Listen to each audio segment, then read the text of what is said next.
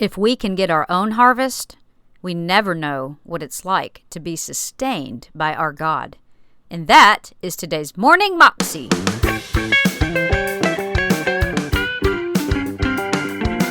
Welcome to the Morning Moxie Show. I am your host, Alicia Sharp, and today we have Priscilla Shirer. And Priscilla is going to do a 3-part series this week, and she's going to be talking to us basically about being separated, how we need to come apart from the things of this world, and how we need to be separated. Sometimes God is whispering to us, it's time to go, it's time to move on. And the question is, will we obey or not? Are we too afraid and too caught on, stuck on the things of this world and stuck on the things that we feel like we need, or are we going to be dependent on God? Here's Priscilla. So our original word, our verb, karath, one of the first times we see that in the scriptures is in Genesis 15. Y'all ready for a little Bible study? Y'all with me? Y'all okay tonight? Okay, listen. Genesis 15. God has said to Abraham, go away from here. He has called him out of Ur. Remember, his name was Abram. He called him out of Ur. He says, I'm going to change your name to Abraham. I'm going to change the GPS coordinates on your destiny. I'm going to send you to a land. I'm not even going to tell you what the land is. You just trust me. Look up in the sky. See all those stars? I'm going to create a vast group of descendants out of you that number the same as those stars. Abraham said, you got to be kidding me. He said, God, how will I know that all of this is going to come to pass? God does something incredible.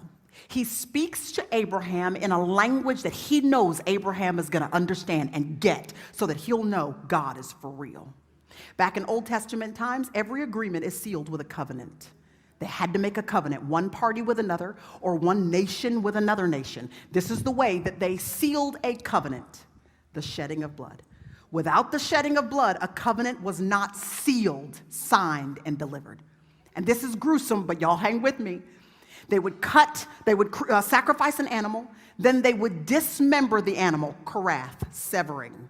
They would set the pieces of the dismembered animal strategically on the ground, and both parties, one after the other, would walk among the severed pieces of the dismembered animal as a part of the ceremony of the sealing, the agreement. The reason why they would do that is because as they walked, they were making a statement.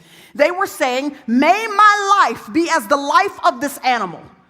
May the lives of those I love be as the life of this animal if I don't hold up my part of the bargain.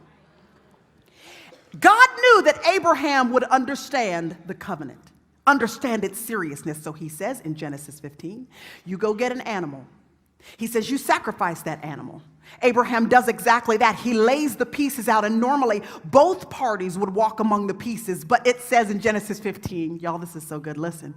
Abraham falls into a deep sleep. While he is asleep in one of the greatest theophanies of all time, a theophany is a God appearance in the Old Testament. In one of the greatest theophanies of the Old Testament, God comes down and we see him, the God of the universe who doesn't need to make a deal with anybody. He comes down and he moves within the pieces, listen, while Abraham is asleep.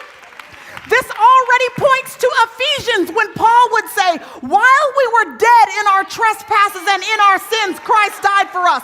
For by grace we have been saved through faith, not as of our works. We were asleep, y'all, while the God of the universe bore the full responsibility of the covenant that he made with us.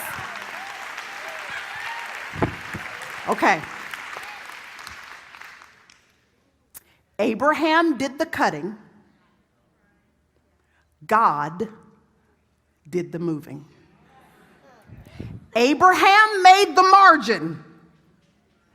And when he did, he made God gaps in his life so that God could come down and move among the pieces. Let me tell you, are y'all listening? Listen. Let me tell you what will happen in our lives if we'll do the cutting.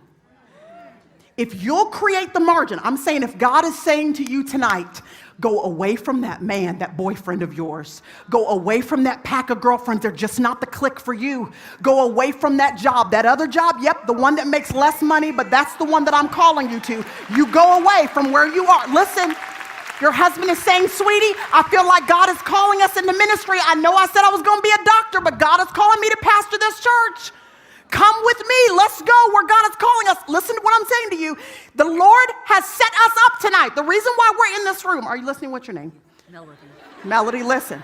The reason why we're in this room tonight and the Lord would allow all of us to be in this setting is because he wants you to know up front, if you will release, if you will cut, if you will eliminate, if you will sever yourself from whatever God is asking you to sever yourself from, he's telling you right now, you will have created the margin in your life required for God himself to come down and move within the pieces in your life.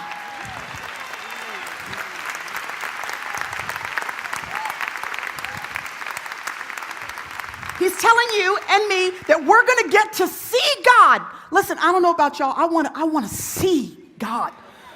I love hearing about God. I love reading about God. I love experiencing God through the testimonies of other people. But there has to come a time in all of our lives where we're a little bit stirred up on the inside, where it's like a divine antagonist is stirring up in our soul, where we can still celebrate others.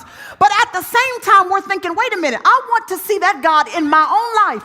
I want to hear his voice with my ears. I want to experience the God of the Bible leap up off the pages, so this is not just ink on a page anymore. I want God to be alive to me. Listen, if you pray that prayer like I do, God, I want to see you. This is the way he answers it. He says to you, okay, well, sever yourself from what I'm asking you to. And in that margin, I will descend and I will reveal myself to you in a way you have never, ever experienced before. Listen, I want to tell you just quickly that y'all, it was at Cherith, at this brook. At this brook, the passage we read said that Elijah was sustained by this brook. Y'all, there's a drought in the land. Everybody else is trying to find water. People are losing their lives. Folks are thirsty and they can't find water. They are scavenging for water and food. And while everybody else is trying to figure out how to quench their thirst and is doing everything they can to try to find illegitimate ways to quench their thirst because the heavens are shut up, Elijah, because he yielded to the separation, is settled down by a brook of water while God himself sustains him. You know what's going to happen in the place of separation? You're going to be able to stop fighting and striving and trying desperately to sustain yourself. And you're going to know what it's like to do what Psalm 46:10 says. Be still, cease striving, chill out, relax, and see what it's like to have God be the brook that quenches your thirst. Amen. And so important was this principle of sustaining. This was so the thing that God wanted Elijah to get. It was so important that God set him down at a wadi. A wadi is a brook of water that is in between two precipices of a mountain. It's almost like a mountain that has a sliver cut out right through the middle. And there's a small stream of water that runs right through this little crevice in the rocks. So it is totally rocky ground. There is no soft soil. There is no fertilizing opportunity for there to be any harvest. If someone were to plant seeds, there would be no way for it to grow there. Do you know what God was saying by setting him down at this wadi? He was saying to him, listen, just in case you brought some seeds with you from Israel, I'm going to make sure you are in a position where even if you try to sustain yourself, you're not going to be able to do it. And I'm going to do that on purpose because if you can keep planting your seeds and reaping your own harvest, you will never know what it's like to eat from my hand and drink from my cup. So listen, some of you are in settings right now and you keep planting seeds, you keep planting seeds, you keep trying to reap your own harvest. You're trying to figure out why none of the resumes you're sending out are getting a response, while none of the ministry or business you're trying to build is getting a response. It's because he's got you in a wadi, rocky ground. No matter what seed you plant, it is not going to flourish. Why? Because if we can get our own harvest, we never know what it's like to be sustained by our God.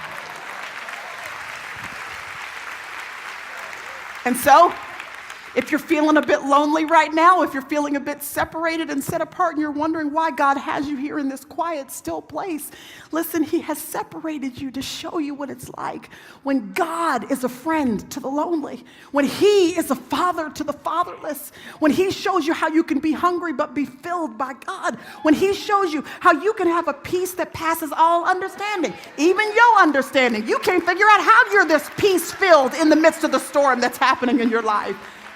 That's the kind of testimony you and I have to have. If one day He calls us to Mount Carmel, we better have some character built in us at Cherith. That was Priscilla Shirer, and you can find that whole clip on YouTube if you search under Going Beyond Ministries, A Place of Separation. You can also find out more information about Priscilla at her website, goingbeyond.com. She's got lots of great material there, books, devotionals, and all kinds of great resources for you to grow in your faith. Well, I hope you have a wonderful day today and that you are richly blessed and that you just remember all that Jesus has done for you because He loves you so much. Have a wonderful day, and I will see you again tomorrow. God bless.